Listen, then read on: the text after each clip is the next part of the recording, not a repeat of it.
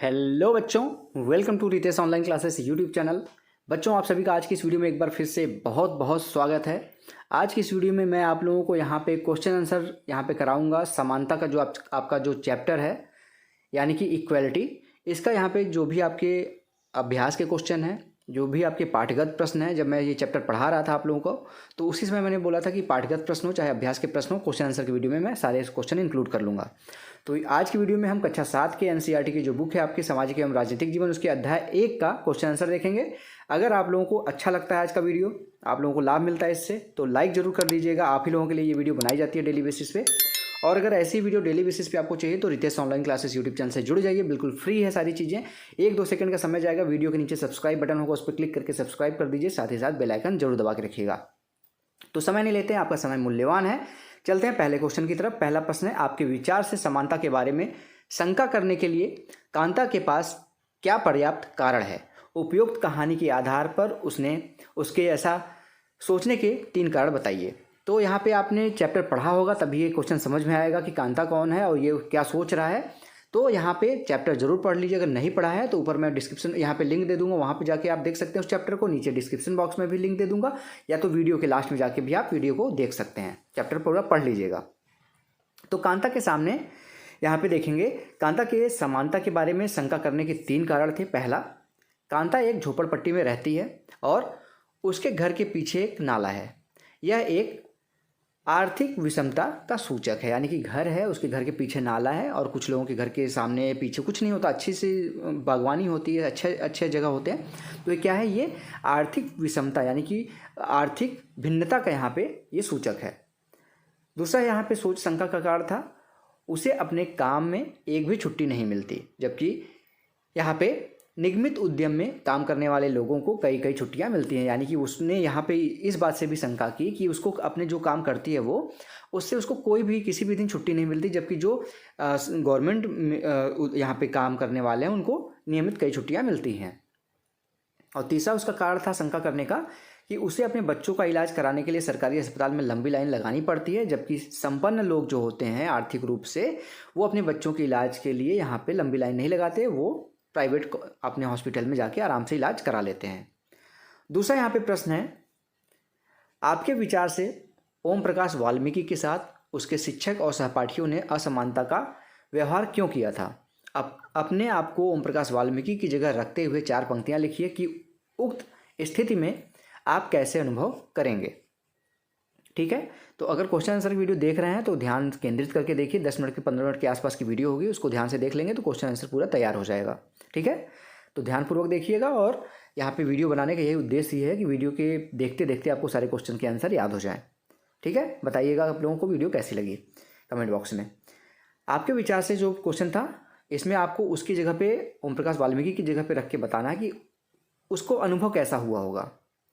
हमारे समाज में सामाजिक असमानता और आर्थिक असमानता कायम है। एक तो सामाजिक तौर पे असमानता होती है, ऊंच नीच की भावना। एक आर्थिक असमानता होती है, पैसे में कोई गरीब है कोई अमीर है। सामाजिक असमानता के तहत जाति आधार पर भेदभाव किए जाते हैं कि तुम ऊंची कास्ट के हो, तुम नीची कास्ट के हो, तुम बैकवर्ड हो। इसी आधार पर ओम प्रकाश वाल्मीकि के साथ उसके शिक्षक और सहपाठियों ने असमानता का व्यवहार किया था।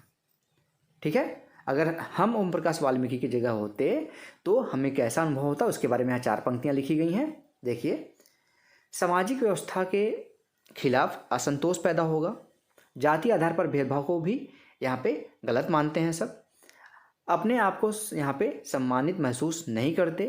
हमारे मन में कुंठा और ग्लानि उत्पन्न होती है। ऐसा कुछ नहीं है जो ऊंची कास्ट का है या फिर कोई नीची कास्ट का है या बैकवर्ड है तो उसमें कोई ऐसी ग्लानि नहीं होनी चाहिए, क्योंकि मनुष्य सब समान है और हमारा संविधान भी सबको यही अधिकार देता है। तीसरा यहाँ पे प्रश्न, आपके विचार से अंसारी दंपति के साथ असमानता का व्यवहार क्यों किया जा रहा था? यदि आप अंसारी दंपति की जगह होते और आपको रहने के लिए इस कारण जगह न मिलती क्योंकि कुछ पड़ोसी आपके धर्म के कारण आपके पास नहीं रहना चाहते, तो आप क्या करेंगे? तो यहाँ पे देखेंगे उन लोगों को रूम नहीं मिल रहा था रहने के लिए। तो हमारे देश में कई तरह की विविधता है, जातियों की विविधता है, धर्म की विविधता है, खान पान की विविधता है, पहनावे की विविधता है। मतलब भारत विविधताओं का देश है, आप सभी को पता है। इन विविधताओं में जाति, भाषा, धर्म, लिंग, क्षेत्र और संस्कृति प्रमुख हैं।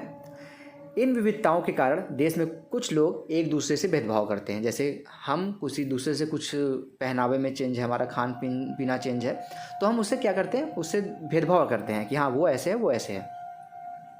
इस भेदभाव का मुख्य कारण संकीर्ण मानसिकता है, यानी कि छोटी सोच है, और शिक्षा का अभाव है।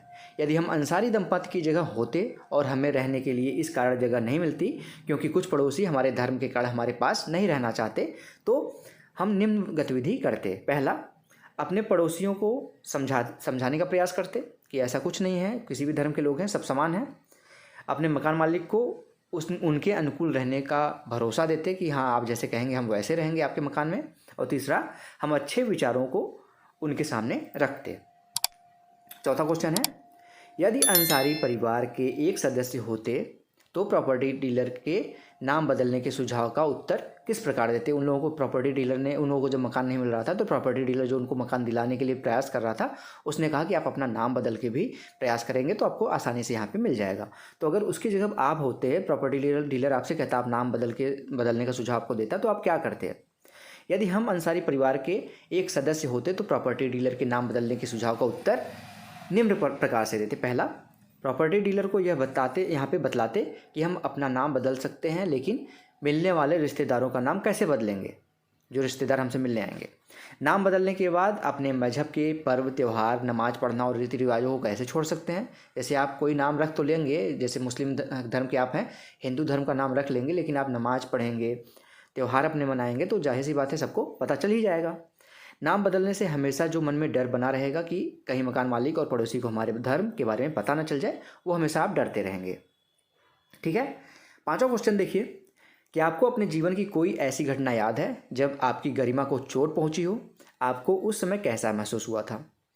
तो भारत के कई आधारों पर लोगों की गरिमा को चोट पहुंचाई जाती है। जैसे दिल्ली जैसे शहर में पूर्वांचल से, जैसे बिहार के हो गए, पूर्वी उत्तर प्रदेश से, झारखंड से, ठीक है, आने वाले लोगों को बिहारी कहकर यहाँ पे संबोधित करते हैं। ठीक है, आप भी जाएंगे, ये मेरा पर्सनल एक्सपीरियंस है, मैं यूपी ईस्ट का हूँ। तो जब भी आप कहीं ऐसे प्लेस पे जाएंगे, खासतौर से दिल्ली के आसपास के इलाकों में, तो वो लोग आपको पहले तो पिछड़े हुए नज़र से देखेंगे कि आप पिछड़े इलाके से आ रहे हैं, हमारा स्टैंडर्ड आपका स्टैंडर्ड काफ़ी अंतर है। ठीक है, और आप यूपी के भी होंगे तो भी आपको बिहारी कहेंगे वो लोग। ठीक है, तो इस तरीके से संबोधित किया जाता है। यह संबोधन व्यंग का प्रतीक होता है, यानी कि मजाक उड़ाते हैं सब। यह शब्द बिहार, उत्तर पूर्व, यहाँ पे पूर्वी उत्तर प्रदेश, झारखंड के लोगों के लिए यहाँ पे संबोधन नहीं किया जाता, बल्कि दिल्ली में भी किसी व्यक्ति को अपमानित करना होता है तो उसे बिहारी शब्द से, यानी कि वो बिहारी शब्द पिछड़ेपन का एक प्रतीक बना लिए हैं, समझ रहे हैं, उससे अपमानित करते हैं बोल के। जबकि आप दिल्ली के हैं तो आप अपने जगह पे जैसे आपने वहाँ पे परवरिश पाई है वैसे रह रहे हैं। जो भी आदमी, जो भी बच्चा बिहार से है वो उस जगह का परवरिश पाया हुआ है। तो सबकी अपनी अपनी विविधताएं हैं, अपने अपने परिवेश में लोग बड़े हुए हैं। तो एकाएक अगर कोई आदमी उठ के दिल्ली चला गया या कहीं अपने जगह को छोड़ के दूसरी जगह चला गया, तो अपनी जो संस्कृति है, अपने जो रीति रिवाज है, वो तुरंत नहीं छोड़ सकता। धीरे धीरे कुछ चेंजेस आते हैं, उसको डेवलप होने में समय लगता है। और आप अगर इंग्लिश बोल रहे हैं, सामने वाला इंग्लिश नहीं जानता, हिंदी बोल रहा है, तो इसका ये मतलब नहीं है कि वो आपसे गधा है या फिर आपसे कमज़ोर है। ठीक है, ऐसी स्थिति में मुझे यह महसूस होता है कि भारतीयों में सबसे बड़ी कमी यही है कि वे अपनी कमी को नहीं देखते, बल्कि दूसरों की कमी को देखकर व्यंग करते हैं। यही कारण है कि हमारे देश के पास पर्याप्त संसाधन है, लेकिन हम पिछड़े हुए हैं। अब ऐसी तो बात नहीं है कि दिल्ली का जो लड़का है या जो बच्चे हैं जो मजाक उड़ाते हैं बिहार के बच्चों का, दिल्ली के बच्चों में सारी अच्छाइयाँ ही अच्छाइयाँ हैं, उनके अंदर भी काफ़ी कमियाँ होती हैं। उनके अंदर मैनर्स नहीं होते कि बड़ों की इज्जत कैसे करते हैं। जबकि आप बिहार में देखेंगे, यूपी ईस्ट में देखेंगे, तो वहाँ पे बड़ों की जो इज्जत होती है वो करना सिखाया जाता है शुरू से ही। ठीक है, तो ये सभी जगहों पे कुछ न कुछ अच्छाइयाँ होती हैं, कुछ न कुछ कमियाँ होती हैं। छठवां क्वेश्चन है, मध्याह्न भोजन कार्यक्रम क्या है। क्या आप इस कार्यक्रम के 3 लाभ बता सकते हैं। आपके विचार से यह कार्यक्रम किस प्रकार समानता की भावना को बढ़ावा दे सकता है। तो मध्याह्न भोजन आप सभी को पता है, मिड डे मील सभी स्कूलों में आप देखे होंगे, प्राइमरी स्कूलों में चलाया जाता है। मध्याह्न भोजन कार्यक्रम के अंतर्गत सभी सरकारी प्राथमिक स्कूलों के बच्चों को दोपहर का भोजन स्कूल द्वारा दिया जाता है। यह योजना भारत में सर्वप्रथम तमिलनाडु राज्य में 2001 में उच्चतम न्यायालय ने सभी राज्यों, यहाँ पे सबसे पहले तो तमिलनाडु में हुआ था, उसके बाद 2001 में उच्चतम न्यायालय के आदेश पे सभी राज्यों में इसे स्कूलों में 6 माह के अंदर आरंभ करने का निर्देश दे दिया था। मध्याह्न भोजन के कार्यक्रम के 3 लाभ देखिए यहाँ पे बताया गया। पहला, दोपहर का भोजन मिलने के कारण गरीब जो बच्चे थे उनकी संख्या स्कूल में बढ़ गई प्रवेश की, और नियमित रूप से वो स्कूल जाने लगे कि भोजन के मिलने की वजह से ही कम से कम वो स्कूल आ रहे हैं। इस कार्यक्रम के पहले बच्चा खाना खाने घर जाते थे और फिर घर से वापस नहीं आते थे। ठीक है, तो शाम की जो क्लासेस होती थी इंटरवल के बाद, लंच के बाद, वो नहीं हो पाती थी। लेकिन अब जब भोजन ही स्कूल में मिल रहा है तो वो घर नहीं जाते हैं, भोजन यहीं स्कूल में करते हैं और सारी क्लासेस लेके ही घर जाते हैं। वे माताएं जिन्हें पहले अपना काम छोड़कर बच्चों की देखभाल के लिए खाना पीना बनाना पड़ता था, अब उनको भी अपने काम में पूरा ध्यान लगा के काम करती हैं और शाम को बच्चा खाना पीना खा के स्कूल में तब पहुंचता है घर। तो ये 3 लाभ हैं मध्याह्न भोजन के। 7वां प्रश्न है, अपने क्षेत्र में लागू की गई किसी एक सरकारी योजना के बारे में पता लगाइए। इस योजना में क्या किया जाता है, यह किसके लाभ के लिए बनाई गई है। तो कोई योजना देखिए, जैसे यहाँ पे दिल्ली की योजना के बारे में बताया गया है। हमारे क्षेत्र दिल्ली में सरकार द्वारा छात्रों को स्कूल ड्रेस के लिए पैसे दिए जाते हैं।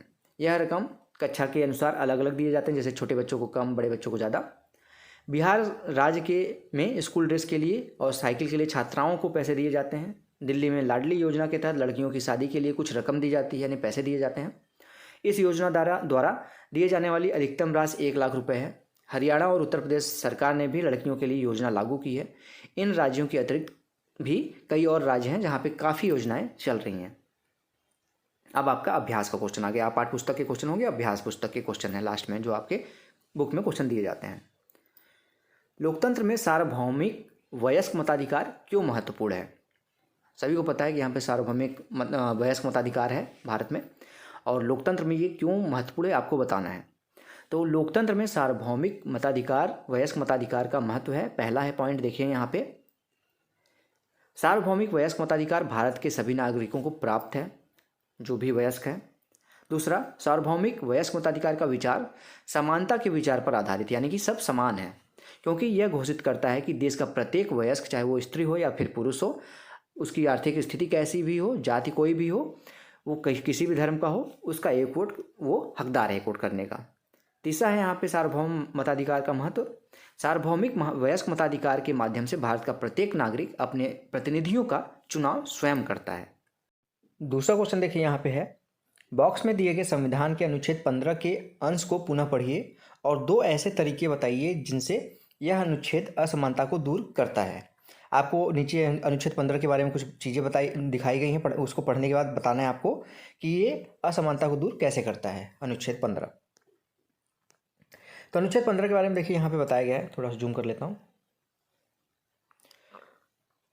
अनुच्छेद 15 के द्वारा असमानता को दूर करने के तरीके, 2 तरीके हैं। पहला तरीका है, राज्य किसी नागरिक के विरुद्ध केवल धर्म, मूल वंश, जाति, लिंग, जन्म स्थान या इसमें से किसी के आधार पर कोई भेदभाव नहीं करेगा। दूसरा तरीका है, कोई नागरिक केवल धर्म, मूल वंश, जाति, लिंग, जन्म स्थान या इनमें से किसी के आधार पर किसी व्यक्ति को दुकानों, सार्वजनिक भोजनालयों और सार्वजनिक मनोरंजन के स्थानों में प्रवेश करने से वंचित नहीं कर सकता। पूर्णतः अंशतः राज्य निधि से निर्मित कुओं, तालाबों, स्नान घाटों, सड़कों और सार्वजनिक समागम के स्थानों के उपयोग पर प्रतिबंध नहीं लगा सकता। ठीक है, तो आर्टिकल 15, अनुच्छेद 15 आपका इन तरीकों से दूर करता है किसको, असमानता को। अब यहाँ पे है 15, अगला क्वेश्चन देखेंगे तीसरा।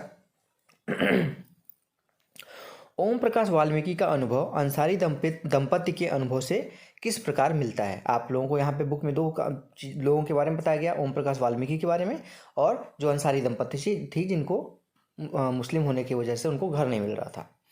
तो ओम प्रकाश वाल्मीकि और अंसारी दंपति का अनुभव निम्न रूप से यहाँ पे समान था। पहला है यहाँ पे समानता का कारण, ओम प्रकाश वाल्मीकि को समाज के अन्य उच्च वर्गों के छात्रों से अलग फर्श पर बैठना पड़ता था और शिक्षकों के द्वारा भी उससे झाड़ लगवाया जाता था। उसी तरह अंसारी दंपति को भी लोग अपने मकान में कमरा नहीं देना चाह रहे थे। ठीक है, दूसरा है, ओम प्रकाश वाल्मीकि के साथ असमानता का व्यवहार जातिगत कारणों से किया गया था, जबकि अंसारी दंपति के साथ असमानता का व्यवहार धार्मिक कारणों से किया गया था। तो दोनों यहाँ पे एक तरीके से दोनों में अनुभव समान है, ये यहाँ पे 2 पॉइंट में आपको दिखाया गया है। चौथा क्वेश्चन है, कानून के सामने सब व्यक्ति बराबर हैं, इस कथन से आप क्या समझते हैं? आपके विचार से यह लोकतंत्र में महत्वपूर्ण क्यों है? तो यहाँ पे देखेंगे कानून के समक्ष सभी व्यक्ति बराबर हैं। इससे तात्पर्य यह है कि पहला पॉइंट देखिए, कानून के समक्ष सभी व्यक्ति समान हैं, चाहे वह भारत का सबसे बड़ा पद यानी कि राष्ट्रपति ही क्यों न हो, एक सामान्य नागरिक ही क्यों न हो, सब बराबर हैं कानून के सामने। सभी को एक तरह के अपराध के लिए एक तरह का ही दंड दिया जाता है। दूसरा पॉइंट इसलिए ये कहता है कानून के समक्ष सब समान है कि कानून किसी भी व्यक्ति के साथ उसके धर्म की वजह से, जात की वजह से, लिंग, वंश, क्षेत्र के आधार पर भेदभाव नहीं करता कि आप उत्तर प्रदेश हैं तो आपको ज़्यादा सज़ा मिलेगी, आप महाराष्ट्र के हैं तो आपको कम सज़ा मिलेगी, ऐसा नहीं कानून करता। ठीक है, कानून के समक्ष भारत के सभी नागरिक एक समान हैं।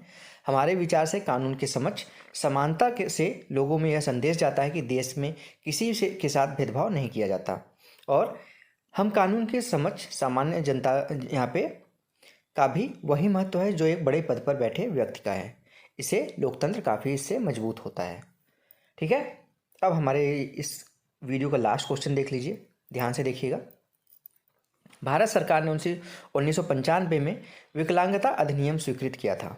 यह कानून कहता है कि विकलांग व्यक्तियों को भी समान अधिकार प्राप्त हैं और समाज में उनकी पूरी भागीदारी संभव यहाँ पे बनाना सरकार का दायित्व है। सरकार को उन्हें निःशुल्क शिक्षा देनी है और विकलांग बच्चों को स्कूल की मुख्य धारा में सम्मिलित करना है। कानून यह भी कहता है कि सार्वजनिक स्थल जैसे भवन, स्कूल आदि में ढलान बनाए जाने चाहिए जिससे उनको उतरने में आसानी हो। ठीक है, उनको पहुंचाना सरल हो। अब देखिए जैसे सीढ़ी पे है, अगर सीढ़ी रहेगी तो विकलांग बच्चा जो व्हील चेयर पे है उसको कैसे उतारे, 2 लोग पकड़ के उतारेंगे। लेकिन अगर यहीं ढलान होती तो ये अकेले भी व्हील चेयर को आराम से यहाँ से लेके आ सकते थे। इसलिए ऐसी जगहों पे सुनिश्चित करना कि वहाँ पे व्हील चेयर हो।